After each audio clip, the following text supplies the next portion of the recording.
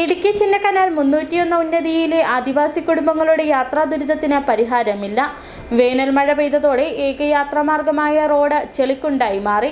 കാൽനടയായി പോലും കടന്നു പോകാൻ കഴിയാതെ യാത്രാ ദുരിതം അനുഭവിക്കുകയാണ് ആദിവാസി കുടുംബങ്ങൾ.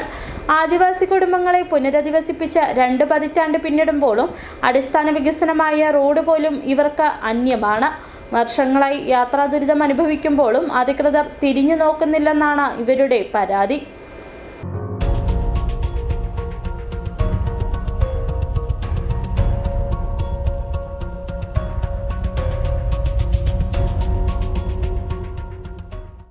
മഴ പെയ്താൽ പിന്നെ 301 ആദിവാസി കുടുംബങ്ങൾക്ക് പുറം ലോകത്തേക്ക് എത്തണമെങ്കിൽ ഒരു മാർഗവുമില്ലാത്ത അവസ്ഥയാണ്. ചെളിക്കുണ്ടായി മാറിയ റോഡിലൂടെ ആകെ എത്തുന്നത് 4 വീൽ ജീപ്പുകൾ മാത്രം. ഇവരും ഇവിടേക്ക് പോകാൻ മടിക്കും. കാരണം ഓട്ടം പോയാൽ കിട്ടുന്ന പണം വണ്ടിക്ക് അറ്റകുറ്റപ്പണികൾക്ക് പോലും തികയില്ലെന്നാണ് ഡ്രൈവർമാർ പറയുന്നത്.